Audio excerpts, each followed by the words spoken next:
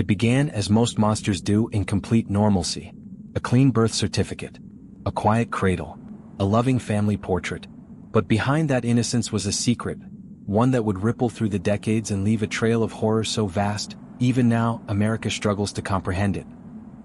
Theodore Robert Cowell, later known to the world as Ted Bundy, was born on November 24, 1946, inside the Elizabeth Lund Home for Unwed Mothers in Burlington, Vermont. His mother, Eleanor Louise Cowell, was 22 years old, unmarried, frightened, and alone. In post-war America, being an unwed mother was a mark of shame, a scar on reputation and respectability. To avoid scandal, Louise's parents devised a lie that would shape Ted's entire life.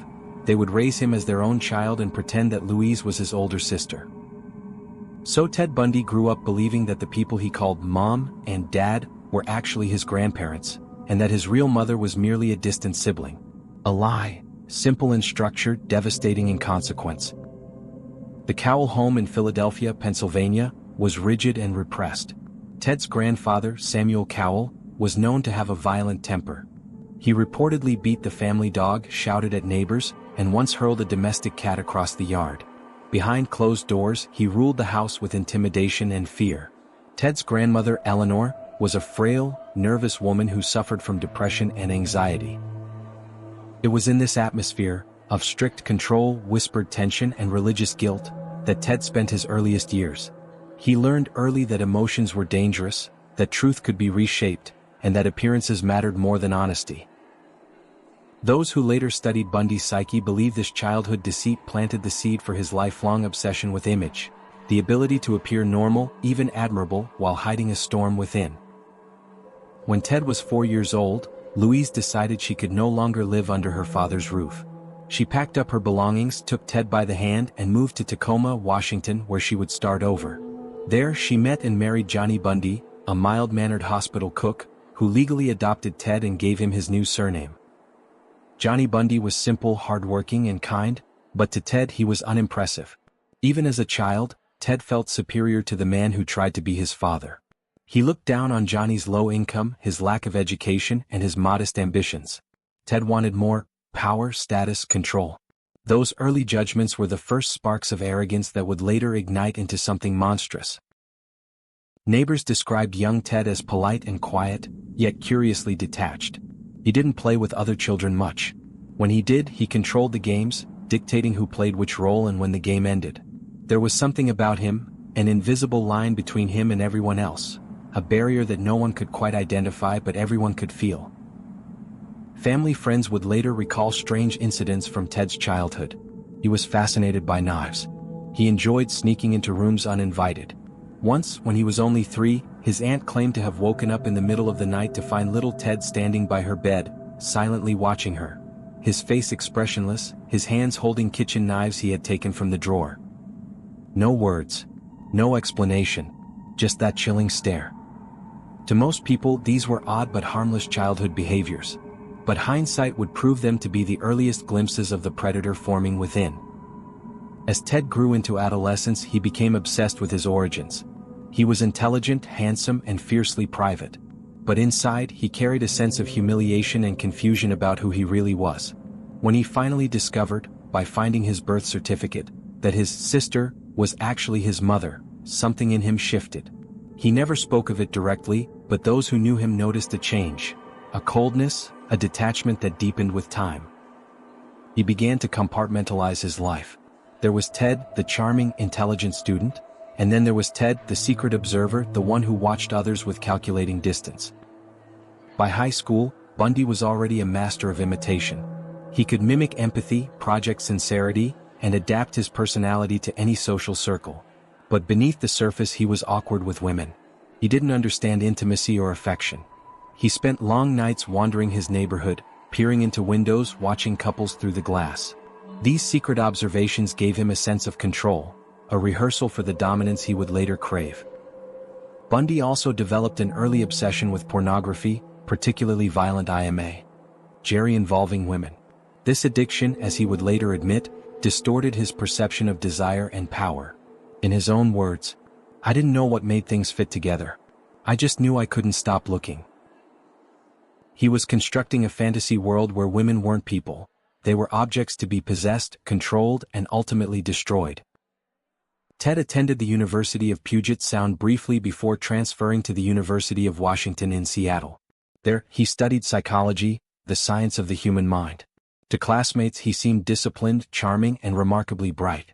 He was ambitious, politically active, and even volunteered for local campaigns, working behind the scenes for Governor Daniel J. Evans. He dressed well, spoke eloquently, and carried himself like someone destined for success. But psychology wasn't just a major for Ted Bundy, it was a toolkit. He was learning the mechanisms of manipulation, empathy, and control, the very levers he would later use against his victims. During this period, Bundy met Stephanie Brooks, a pseudonym used in later accounts, a beautiful, wealthy college student from California. She was everything Ted admired, elegant, confident, and from a world of privilege that he desperately wanted to belong to. Their relationship was passionate but unstable. Stephanie saw potential in Ted but also recognized his insecurities. He wasn't yet the polished man he pretended to be. Eventually, she broke up with him, citing immaturity and lack of direction. To most people, a breakup is painful but temporary. For Bundy, it was catastrophic. Stephanie's rejection shattered his fragile self-image. He was humiliated, not just by losing her but by losing control. He swore that he would win her back, not out of love but out of vengeance. From that moment, something dark inside him began to harden. He stopped caring about authenticity and started constructing personas, masks to manipulate others, to achieve power, to prove superiority. By his mid-20s, Bundy's transformation was almost complete. Outwardly, he was everything a young man of promise could be: a law student, a political volunteer, a crisis hotline worker who helped save lives. But behind closed doors, his fantasies were growing. He began stealing. He stalked women. He fantasized about abduction and control. Each time he got away with something, no matter how small, it fed his confidence. He was testing the boundaries and the world wasn't pushing back. And Rule, his co-worker at the Seattle Crisis Hotline, would later write, "He was one of the best volunteers we ever had. Sensitive, calm, kind. I trusted him with my life. I never saw the darkness until it was too late." The irony was almost poetic. The man who comforted the desperate by day would soon be the cause of terror by night. Those who met Bundy in the early 1970s remembered one thing above all: his charisma. He knew how to make people like him. He remembered names, laughed at the right moments, and maintained eye contact that felt personal, intimate even. He used charm the way others use weapons. It wasn't natural, it was practiced, honed, perfected. Bundy was not insane, at least not in the traditional sense. He understood right from wrong, he simply didn't care. He felt entitled to do whatever he pleased without guilt or consequence.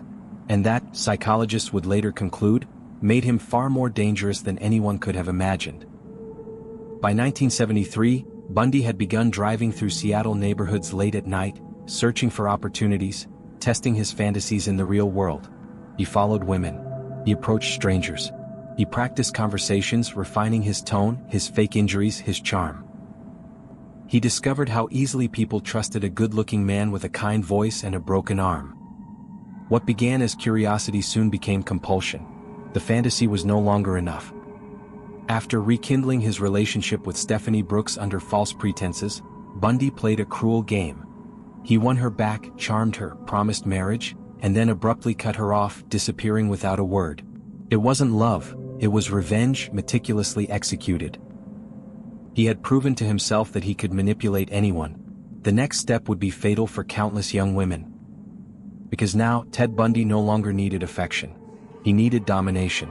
He needed the thrill of absolute control. And soon he would find it. By 1974, Bundy had completed his first year of law school. He was respected, admired, and invited into political circles. On paper he was a model citizen. But the nights grew darker, the drives longer, the urges stronger. Somewhere in the suburbs of Seattle, as streetlights flickered over wet pavement, a young woman walked home from class, unaware that a beige Volkswagen Beetle was slowly following behind her. Inside sat Ted Bundy, handsome, calm, his arm in a fake cast. And as he rehearsed his lines, "Excuse me, could you help me with something?" The world's perception of safety was about to change forever. It started quietly. There were no screams, no flashing lights, no warning signs for the victims or the world. One day they were simply gone. By the time police noticed the pattern, Ted Bundy had already learned how to vanish inside plain sight. A master of imitation, a shapeshifter in a nation that didn't yet understand the word serial killer. The year was 1974. Seattle was a city in transition. Coffee shops, college campuses, the hum of typewriters and cassette players. Life felt safe, predictable. But in January that illusion cracked. On January 4th, Karen Sparks, a 21-year-old student at the University District, was attacked while sleeping in her basement apartment. She survived barely. The assault left her unconscious for days and permanently disabled. No one saw her attacker. No one could imagine what he would do next. Barely a month later, Linda Ann Healy, another University of Washington student, vanished from her home. Her bed was neatly made, a pillowcase missing, blood on the sheets, small, clinical details that suggested planning, control, ritual. The police called it a disappearance. Ted Bundy called it a beginning. By day, Bundy continued his careful masquerade. He was the charming law student, the political volunteer who shook hands and smiled at campaign rallies. He attended lectures about justice while secretly studying how to break it. Friends remembered how meticulous he was, always well-dressed, polite, with that magnetic smile. When women spoke to him, they felt seen, not ogled, not ignored, but noticed. That was Bundy's weapon, the illusion of empathy. At night, however, he would slip into his beige Volkswagen Beetle, his mobile trap. Inside the glove compartment sat a crowbar, rope, handcuffs, and plaster to make fake casts. He had transformed his small car into a hunting ground. He drove through neighborhoods and campuses, scanning faces, rehearsing his approach. A disarming smile. A friendly tone. "Could you help me load this?" It worked, almost every time.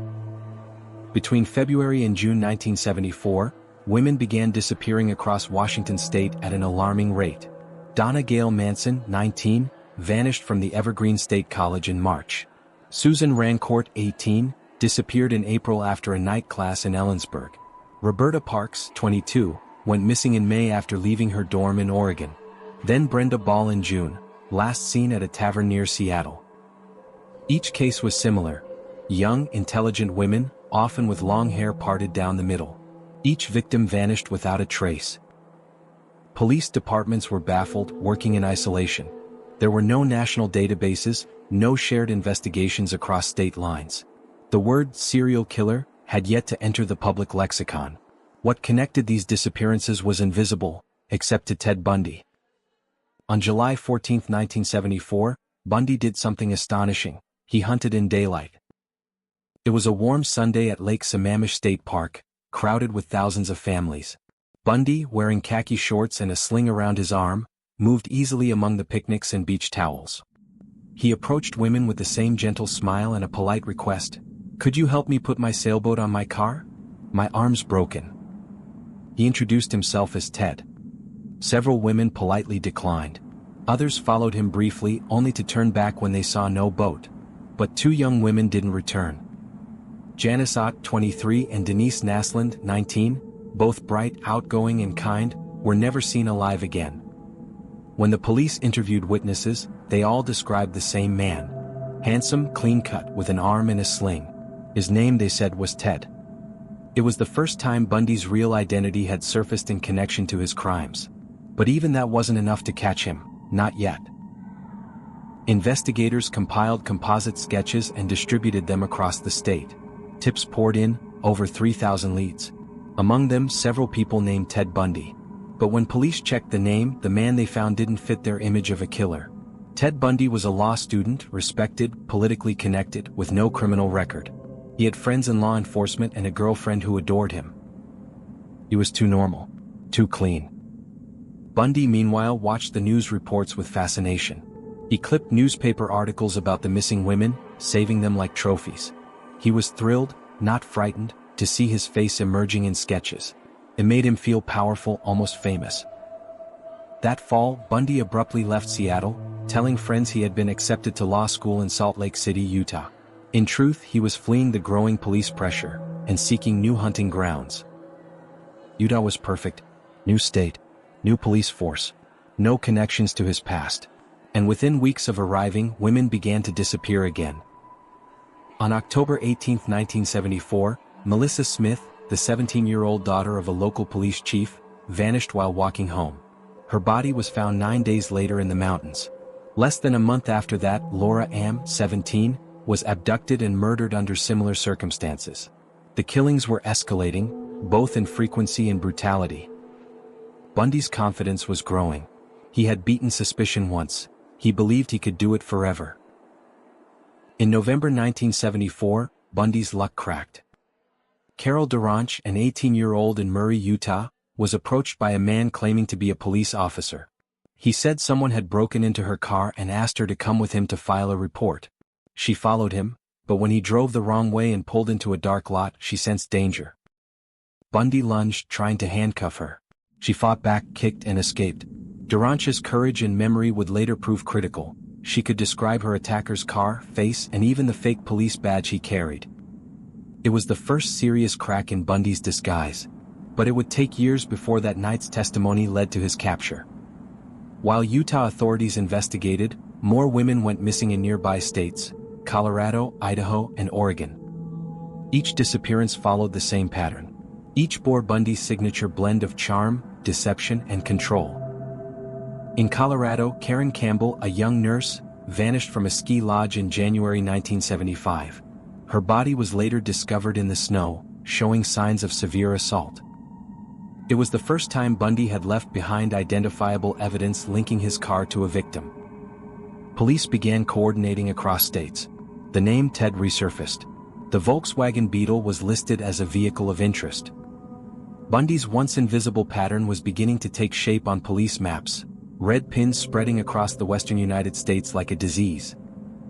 On August 16, 1975, Bundy was pulled over by a Utah Highway Patrol officer named Bob Hayward. It was a routine stop, a car without its lights on. But when Hayward searched the vehicle, what he found raised alarm bells: a ski mask, rope, gloves, handcuffs, and a crowbar. Bundy smiled and explained it away. They were skiing supplies, he said. Tools for home repairs. But something in his composure unnerved the officer, that icy calm, that practiced charm. Bundy was arrested for suspicion of burglary. Investigators soon matched his car and face to the description given by Carol Duranch. When she was shown a lineup, she pointed to him instantly. "That's him," she said. "That's the man who tried to kill me." For the first time, Ted Bundy was behind bars. In 1976, Bundy was convicted of kidnapping and sentenced to 1 to 15 years in prison. But even then, he treated the trial like theater. He smiled at reporters, exchanged jokes with guards, and studied legal books obsessively. He wasn't planning to serve his sentence, he was planning his next move. From his cell, Bundy charmed journalists, friends, even women who wrote him love letters. He learned how to make people doubt his guilt, the same way he made victims lower their guard. He was rehearsing for his greatest performance yet. In June 1977, during a pretrial hearing in Aspen, Colorado, Bundy was allowed to use the courthouse library unshackled. Guards trusted him. Why wouldn't they? He looked like a lawyer, not a murderer. Bundy opened a window, glanced around, and jumped. He broke his ankle in the fall but still managed to disappear into the mountains. 6 days later he was caught, exhausted and hungry, but undeterred. Months later, on December 30th, he escaped again, this time from his jail cell. He had starved himself to fit through a hole in the ceiling and crawled into the jailer's apartment above. He stole clothes, money, and slipped into the winter night. By the time anyone noticed he was gone, Ted Bundy was hundreds of miles away, heading south, toward Florida. In the warm air of Tallahassee, Bundy felt reborn. He rented a small room under an alias, attended classes at Florida State University, and blended into student life. He smiled again, flirted again, lived as though the blood on his hands didn't exist. But Bundy couldn't stop. The hunger had grown too strong. In the early hours of January 15, 1978, he crept into the Chi Omega sorority house and unleashed a horror unlike anything seen before. But that story belongs to the next chapter. For now, the man who once studied justice had become its greatest defiance, a predator hidden behind a perfect smile. It was the kind of friendship no one could have predicted would one day haunt American crime history. In 1971, Ann Rule, a former police officer turned writer, began volunteering at a Seattle crisis hotline center. Sitting beside her during long night shifts was a charming, soft-spoken young man, polite, attentive, and genuinely kind to those in distress. His name was Ted Bundy, and later described those nights as surreal in hindsight. He was empathetic, patient, she said. We'd sit for hours taking calls from suicidal people, and Ted always knew what to say. He talked them down, make them feel safe. He saved lives. The irony was staggering. The man who comforted the desperate was already developing a secret hunger for domination, control, and death. Bundy had become a master of performance. He understood the value of appearing good, helpful, intelligent, socially active. He volunteered for political campaigns, helped women carry groceries, and spoke with confidence about law, psychology, and public service.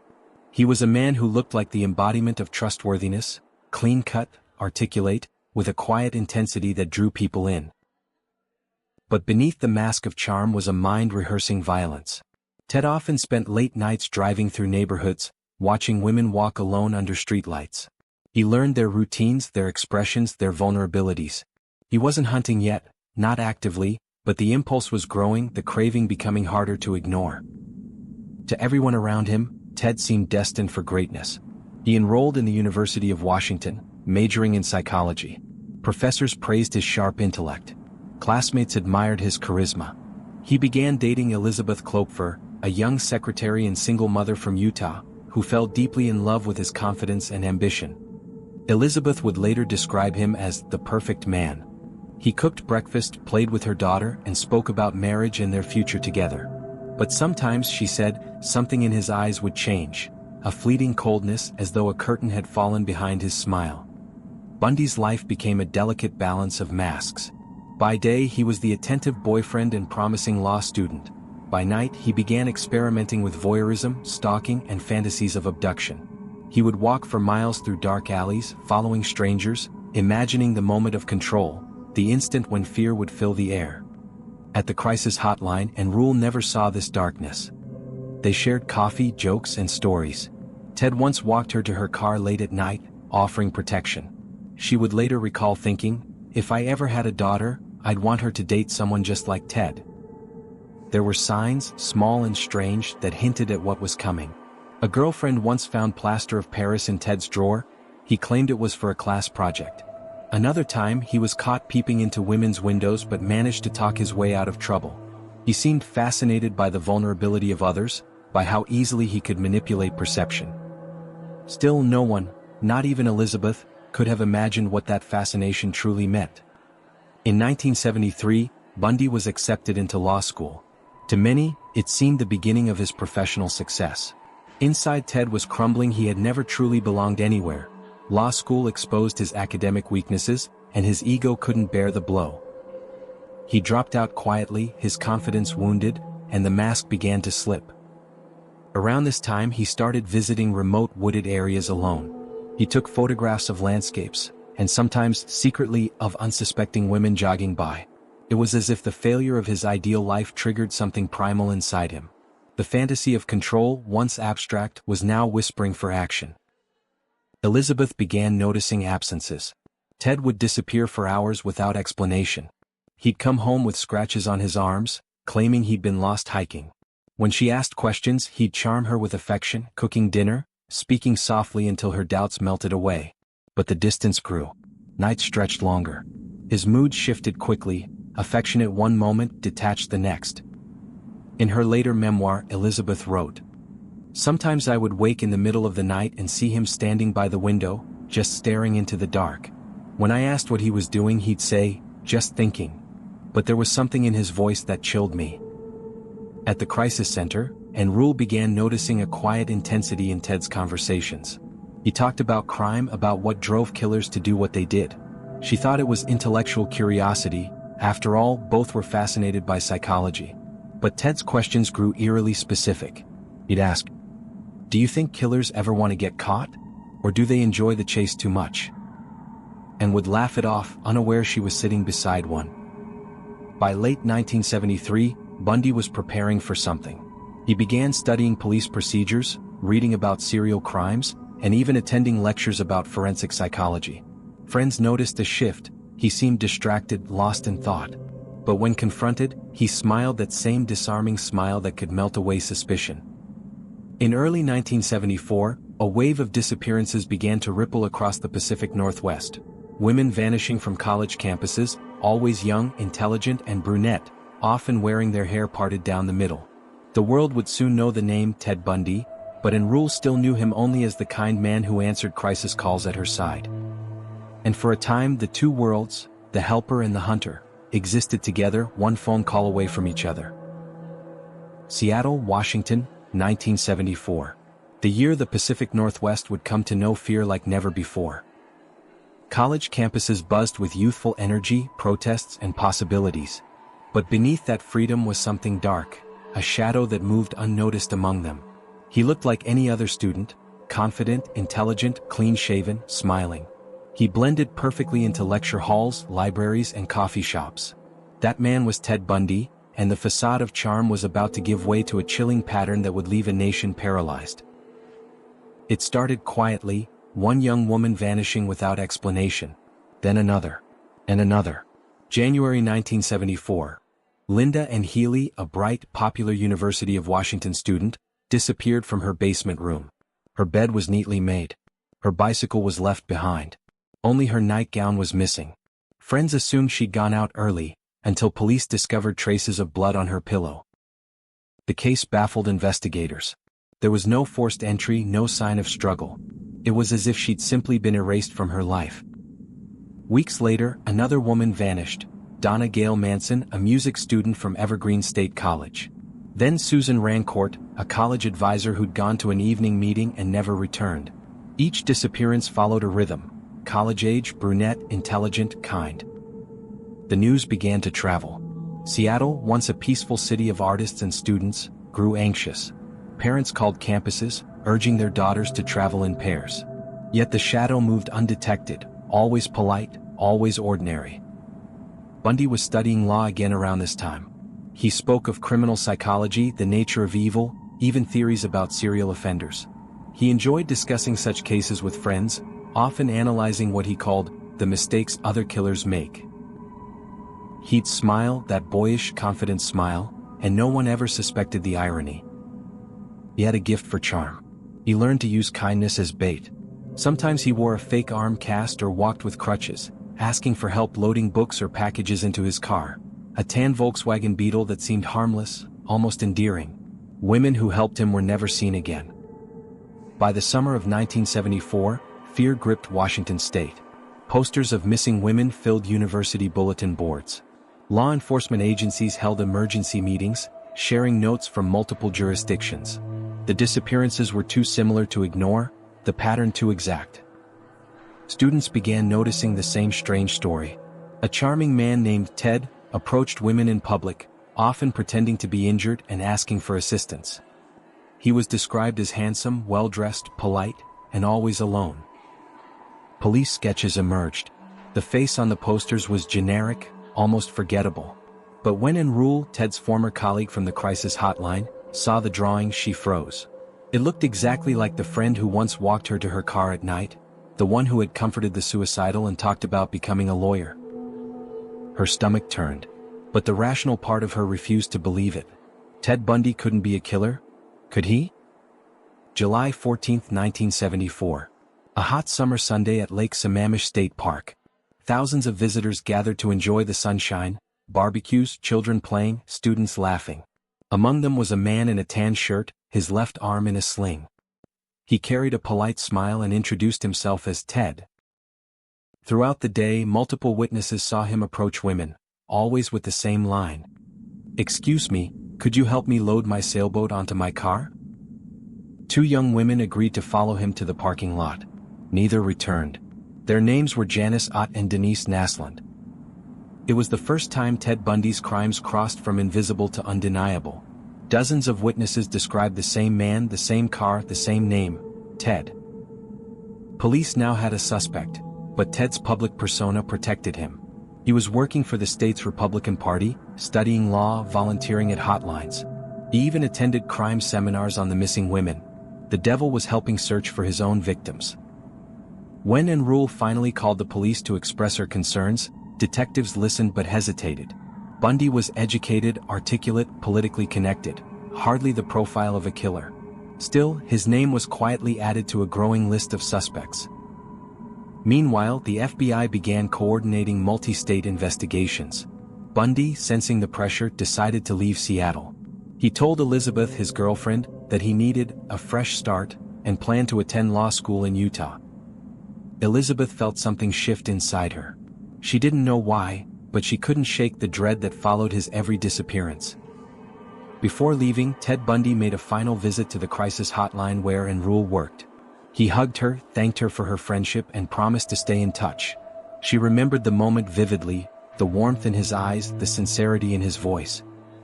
Years later, she would write, "I never dreamed that I was hugging a man who had already killed, and would kill again."